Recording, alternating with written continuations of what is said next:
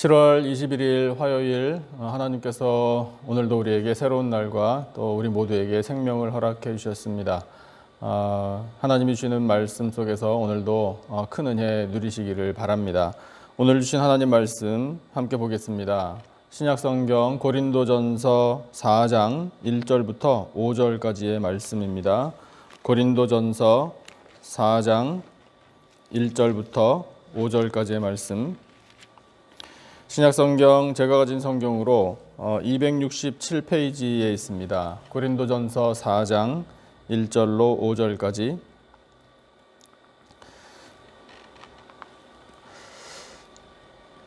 온라인으로 예배드리시는 우리 모든 성도님들 말씀을 다 찾으신 줄 알고 우리 말씀을 본문을 같이 읽도록 하겠습니다. 한 절씩 번갈아 가면서 읽고 그 다음에 마지막 5절은 우리 다 같이 한 목소리로 받들어 읽겠습니다. 1절을 제가 먼저 읽겠습니다. 사람이 마땅히 우리를 그리스도의 일꾼이요 하나님의 비밀을 맡은 자로 여길지어다. 그리고 맡은 자들에게 구할 것은 충성이니라.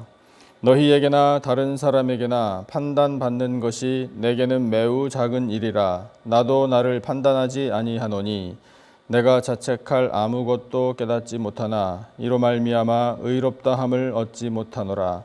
다만 나를 심판하실 이는 주시니라. 5절 다 함께.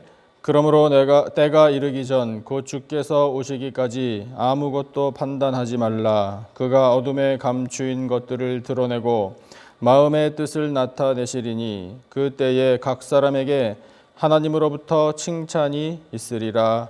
아멘. 고린도전서를 기록한 사도 바울과 소수대네 그리고 선교의 동역자들, 그들은 자신들의 신분, 이 영적인 정체성을 그리스도의 일꾼이라고 밝히고 있습니다. 그리스도의 일꾼. 이 일꾼이라는 성경에 기록된 단어는요, 본래는 가장 사회적으로 낮은 계층의 노예들을 지칭하는 단어였습니다. 예를 들어서 고대의 전함에서 배 가장 밑바닥에서 노를 젓는 사람들이 있었죠. 영화를 보면 그런 사람들이 등장합니다. 그 노예들을 부를 때에 썼던 단어가 이 일꾼이라는 단어입니다. 그렇다면 우리가 이해해 볼 수 있습니다. 예수 그리스도의 일꾼으로서 가장 낮은 자리에서 예수님의 뜻에 철저히 복종하는 사람이라는 뜻입니다. 그런 영적인 정체성을 스스로 갖고 있었던 사람들이 바울 그리고 함께 했었던 선교의 동역자들의 마음이었습니다. 그렇게 본다면 스스로를 굉장히 사회적으로 이 천한 사람처럼 그렇게 불렀는데, 그럼에도 불구하고 큰 특권을 누리는 사람들이었다라는 이 영적인 정체성도 밝히고 있습니다. 그것이 오늘 본문에 나와 있는 하나님의 비밀을 맡은 자라는 구절의 뜻입니다. 노예에게 어떤 주인이 비밀을 맡기겠습니까? 노예는 그냥 노예죠. 주인이 시키는 일만 잘하면 되는 겁니다. 그런데 그런 천한 사람, 이 노예 또는 종인데도 불구하고 주인께서 하늘의 비밀을 맡겨주셨다. 그것이 세상 나라에서는 통하지 않는 비상식적인 일이지만 하나님 나라에서는 당연한 일입니다. 그것이 하나님의 방식이에요. 바로 이 영적인 정체성이 이 바울과 함께 썼던 선교 동역자들에게 있었던 것과 같이 오늘 우리 모두에게도 있어야 합니다. 예수 그리스도의 말씀이라면 철저히 복종하는 일꾼, 하나님의 비밀을 맡은 자로서 주인의 뜻을 잘 깨닫는 일꾼, 그런 정체성이 우리 모두에게 있기를 바랍니다. 우리가 그런 정체성을 갖고 우리의 신분이 어떤지를 분명히 알면 그런 우리를 바라보시는 하나님께서 기뻐하십니다. 그래서 이제 예수 그리스도의 일꾼된 우리들, 하나님의 비밀을 맡은 자가 된 우리 모두가 어떻게 살아야 할지 이것에 관한 말씀이 오늘 본문에 기록되어 있습니다. 크게 두 가지 하나님께서 들려주시는 우리 삶에 대한 말씀을 볼 수 있는데, 첫 번째로는 충성을 다해야 한다라는 사실입니다. 충성을 다하는 예수 그리스도의 일꾼. 1절과 2절, 2절 말씀을 우리 같이 한번 다시 읽어보겠습니다. 1절, 2절, 2절 말씀 다 같이 시작. 사람이 마땅히 우리를 그리스도의 일꾼이요 하나님의 비밀을 맡은 자로 여길지어다. 그리고 맡은 자들에게 구할 것은 충성이니라. 아멘. 여기에 기록된 충성이라는 단어의 뜻은요, 신뢰할 만함이라는 뜻입니다. 주인이 신뢰하고 일을 맡길 만한 종, 그런 사람들이 되어야 한다라는 뜻입니다. 예수님께서 우리를 보실 때 참 믿을만하다, 그리고 일을 맡길만하다라고 보실 수 있도록 평소에 신실한 삶을 살아야 합니다. 복음서를 보면 예수님의 말씀 가운데 주인이 특별히 없을 때, 멀리 갈 때, 집을 비울 때, 이럴 때에 집에 남아있는 종들이 어떻게 했는지에 관한 말씀들이 나오죠. 그 말씀의 교훈이 바로 이것입니다. 그러니까 주인이 있으나 없으나 묵묵히 성실하게 책임을 다하는 종, 그와 같은 사람들이 충성스러운 일꾼이다라는 사실을 우리에게 말씀하고 계시는 겁니다. 코비드-19이 또 재확산되고 그래서 상황이 참 어려워지고 한편으로는 우리 정말 한없이 나태해질 수도 있는 상황입니다. 우리가 좀 게을러진다고 해서 누구도 우리를 비난할 수 없습니다. 그런 때이지만 우리는 더욱더 우리 영적으로 깨어서 예배의 사명, 기도의 사명, 복음 전파의 사명, 이것을 계속해서 잘 감당해야 합니다. 물론 어렵습니다. 그러나 어려운 중에도 성령께서는 우리에게 지혜를 주셔서 어떻게 이 상황 속에서도 우리의 예배가 끊임없이 계속될 수 있는지, 또 기도를 어떻게 할 수 있는지, 복음 전파는 어떤 방법으로 계속할 수 있는지를 가르쳐 주십니다. 그리고 할 수 있는 능력도 허락해 주십니다. 하나님의 비밀 우리가 맡았다고 이 말씀을 통해서 이제 우리가 깨달았잖아요. 그 하나님의 비밀이 무엇이겠습니까? 그것은 곧 구원의 복음입니다. 구원의 복음은요, 하나님께서 우리에게 비밀로 만드셨는데 맡겨주신 거잖아요. 그러니까 비밀이란 단어라면 감춰져 있다라는 건데, 감춰져 있는 게 아니라 만천하에 다 공개된 비밀입니다. 그런데 문제는 뭐냐면 그 다 공개된 비밀인데 여전히 모르는 사람이 있다라는 사실이에요. 얼마든지 알 수 있는데. 그래서 그 비밀 속에 담겨 있는 우리가 구원을 받을 수 있는 방법, 죄인이지만 죄인이 구원을 받아 의인으로 변화될 수 있는 그 길, 또한 하나님 나라에 들어갈 수 있는 그 모든 비법, 이 하나님의 방법, 이것이 들어있는 게 바로 하나님의 비밀, 구원의 복음 아니겠습니까? 그래서 그 비밀을 맡은 우리들은 비밀을 맡은 사람답게 변함없는 충성을 하나님께 보여야 한다는 거예요. 예수 그리스도께 복종하는 사람이 되고 하나님을 기쁘시게 해드리는 충성스러운 예수 그리스도의 일꾼이 될 때에 하나님께서 우리를 바라보시고 기뻐하시며 칭찬과 상급을 베풀어 주실 줄로 믿습니다. 두 번째로 예수 그리스도의 일꾼은 어떻게 살아야 하나?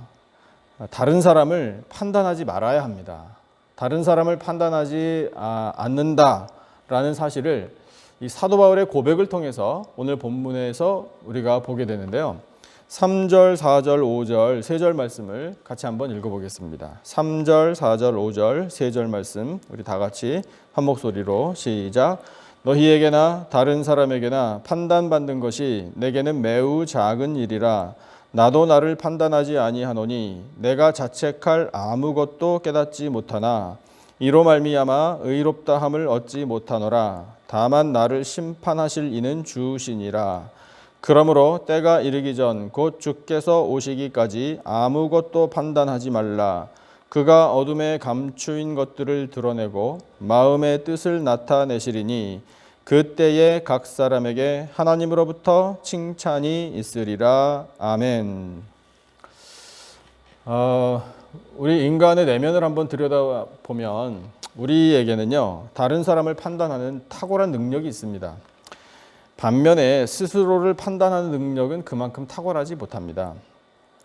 바울도 인간적으로 고백하기를 다른 사람이 자기를 판단하는 것을 다 알고 있지만 스스로 생각해 볼 때 자책할 것이 없다라고 말합니다. 이건 바울만의 이야기가 아니라 우리 모두의 이야기죠. 나는 다른 사람에게 판단받을 만한 일을 한 적이 없다. 내가 무슨 큰 죄를 지었다고? 이게 다 우리의 자부심이에요. 그런데 이 하나님 앞에서 그렇게 생각하는 것, 또 다른 사람을 판단하는 것은요, 아무 소용없어요. 무의미합니다. 모든 인생을 판단하시고 심판하실 수 있는 분은 오직 하나님. 그런데 그 심판을 세상에 행하시는 분이 바로 하나님께서 보내주신 독생자 예수 그리스도이십니다. 예수님께서는 세상에 다시 오실 줄로 믿습니다. 재림의 신앙이 사랑하는 성도 여러분에게 분명히 세워지시기를 축복합니다. 그래서 세상에 다시 오셔서 하시는 일이 무엇인가? 심판하시는 일이에요. 심판주로 예수님은 오십니다. 그때의 심판대 앞에 모든 인생들이 차례로 서게 될 겁니다. 그리고 심판주이신 예수님께서 심판을 하실 거예요. 그러면 그 심판하시는 근거, 기준은 각 사람의 행위대로 행위책을 갖고 계시다라고 성경에 기록되어 있잖아요. 그래서 그 행위대로 판결을 내리십니다. 거기에서 예수님 오시기 전까지 세상 사는 동안에 믿음을 지키고 형제와 이웃을 사랑하고 예수 그리스도의 일꾼으로서 하나님의 비밀을 맡은 자답게 충성을 다했던 사람은 칭찬과 상급을 받아 어딜 갈까요? 천국에 가는 거죠. 반대로 믿음 저버리고 형제와 이웃 사랑하는 데 무관심하고 예수 그리스도의 일꾼이라는 정체성도 없고 하나님의 비밀을 맡았다라는 그런 자부심도 없이 그런 거 소홀히 여기고 그냥 세상의 쾌락에 자신의 욕망을 이루는 일에 치우쳐서 살았던 사람들은 형벌을 받게 되고 갈 곳이 지옥밖에 없는 겁니다. 이것은 참으로 엄중한 하나님의 약속이에요. 그래서 예수님 다시 오셔서 심판을 행하신다. 모든 민족을 그 심판주 앞에 세우셔서 다 판결하신다. 라는 이 말씀을 우리는 한시도 잊어서는 안 됩니다. 그 예수님께서 다시 오실 날을 믿고 우리가 어떤 태도를 가져야 하나? 예수님 다시 오실 때까지 다른 사람을 판단하면 안 된다는 거예요. 그럼 언제까지 판단하지 말아야 하나? 그냥 하지 말아야 돼요. 우리 사는 날 동안.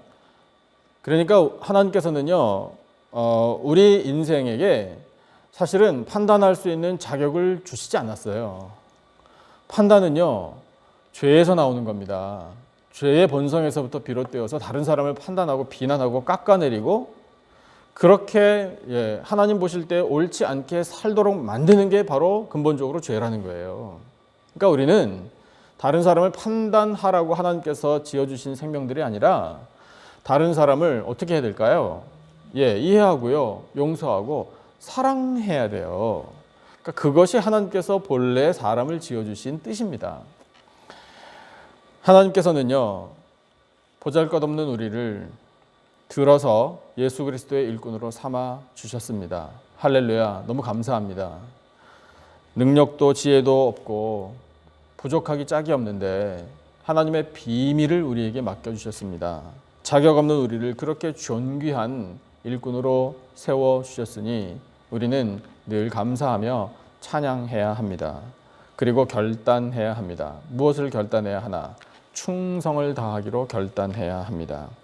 주인이신 예수 그리스도께서 믿고 일을 맡기실 만한 종이 되어야 합니다. 그리고 우리는 서로를 절대로 판단해서는 안 됩니다. 재림주요 심판주로 오실 예수 그리스도께서 모든 인생을 심판하실 것입니다. 그때에 칭찬과 상급을 받을 수 있도록 날마다 믿음으로 성실하게 살아가십시다. 예수 그리스도의 일꾼으로서 하나님을 기쁘시게 해드리고 풍성한 은혜 누리는 우리 모두가 되시기를 예수님의 존귀하신 이름으로 축원합니다. 오늘 주신 말씀을 우리 기억하면서 찬송 한 절만 같이 우리 하나님 앞에 올려드리고 기도하는 시간 갖겠습니다. 320장입니다. 320장 나의 죄를 정케하사 주의 일꾼 삼으신 320장 우리 1절만 함께 말씀을 기억하면서 찬송하겠습니다. 320장 나의 죄를 정케하사 우리 1절만 함께 한 목소리로 찬송하겠습니다. 나의 죄를 정케하사 주의 일꾼 삼으신 구세주의 넓은 사랑 항상 찬송합니다. 나를 일꾼 삼으신 주 크신 능력 주시고 언제든지 주 뜻대로 사용하여 주소서.